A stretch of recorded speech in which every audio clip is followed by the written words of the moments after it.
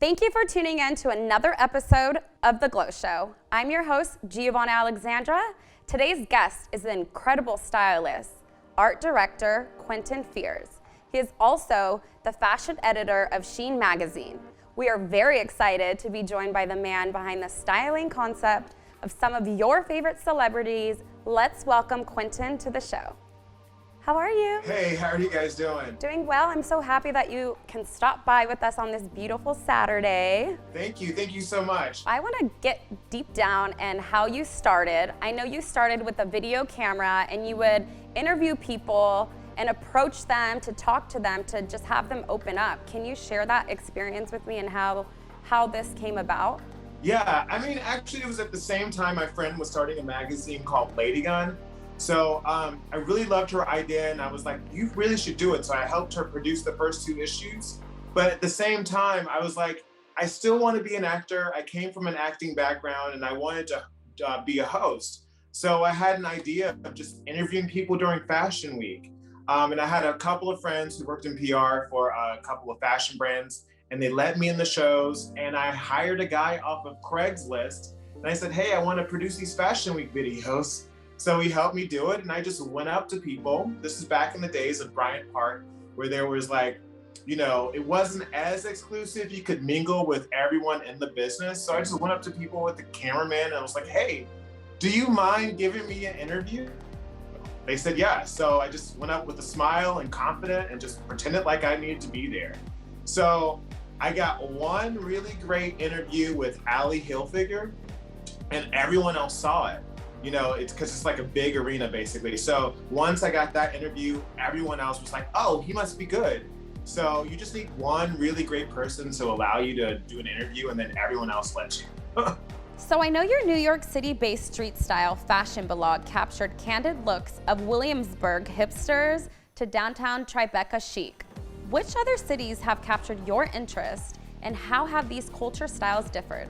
Actually, you know, I've only done that in New York because New York is such a specific place where, you know, people, instead of like having a fancy car, people really show off by wearing their like best outfit or their most interesting outfit. And there's so many characters there. So it was so much fun doing that there in that city. But if I were ever to do it again, since I live in the West Coast, I think probably San Francisco would be a great place because there's always people walking around. There's people with cool and interesting style, and you know, it has more of an urban feel than LA, and everyone's just in their cars and tank tops because it's so warm.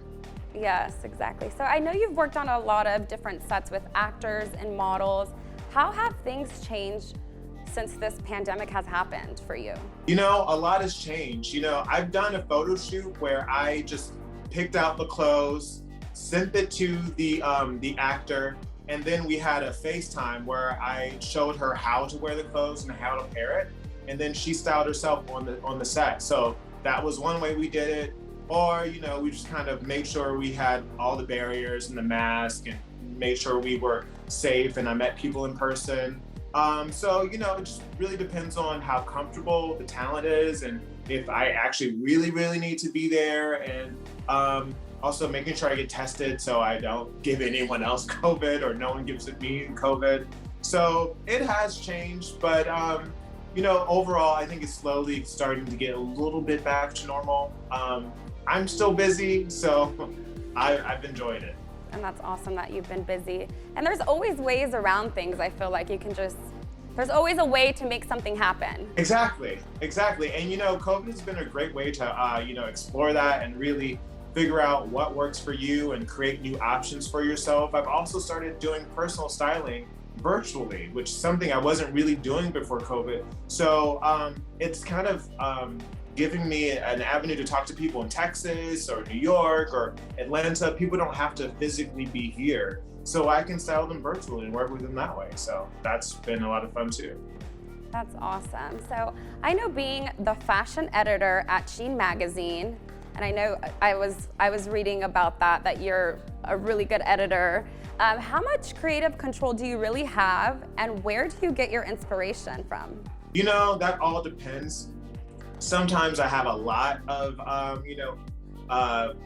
I don't want to say power, but I have a lot of control, and sometimes I don't have a lot of control at all. It really depends on the project and you know, how we collaborate and you know what we're working on. Sometimes, because I still work with other publications too, sometimes I'm just given a mood board and the photographer picks out the location, the model, and all that stuff, and they decide exactly what it should look like, and I just pick clothes that I think closely like mimics the look that they gave me through the mood board.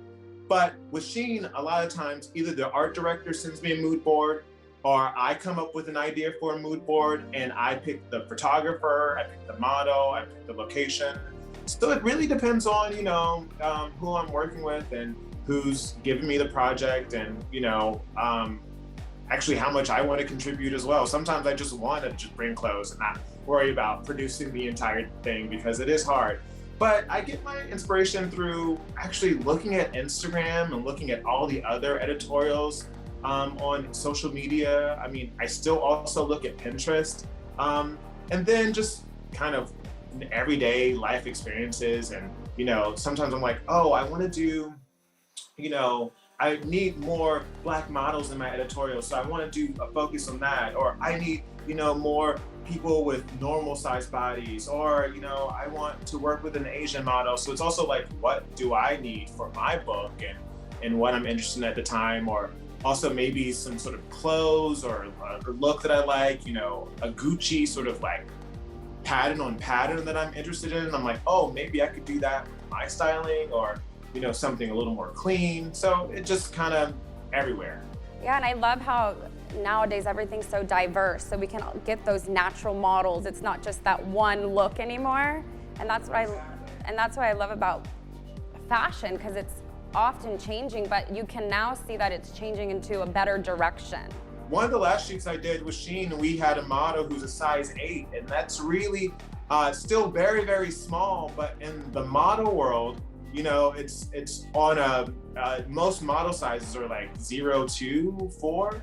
So sometimes it's harder to find clothes for normal size people. I mean, you know, average size people. But I think it's important to do that and celebrate that, because everybody's beautiful and fashion's changing.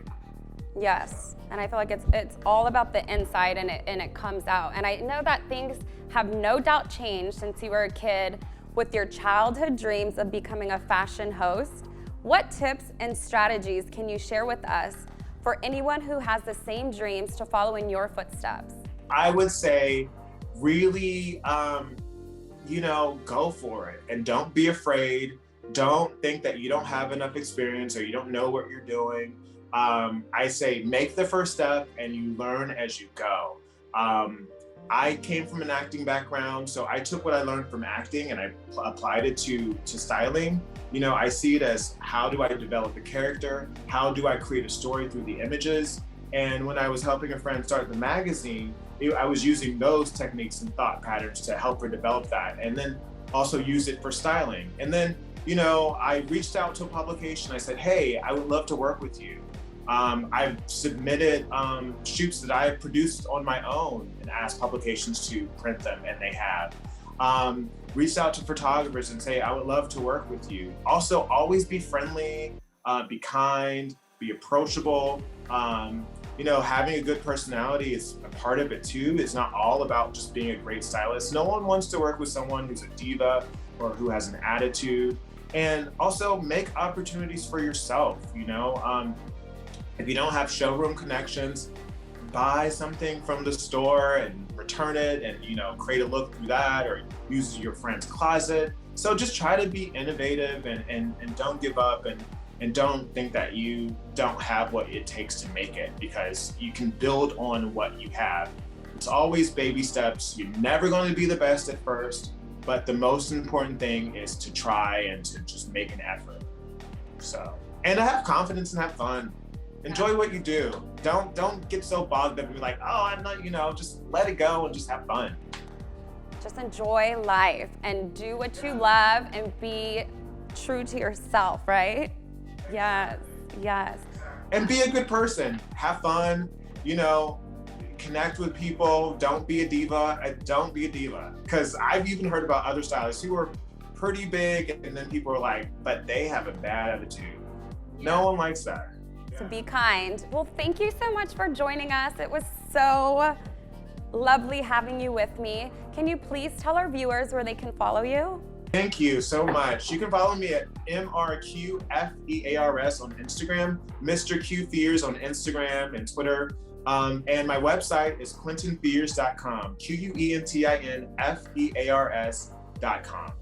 Well, thank you guys so much for joining us on another episode of The Glow Show. Until next time, one love.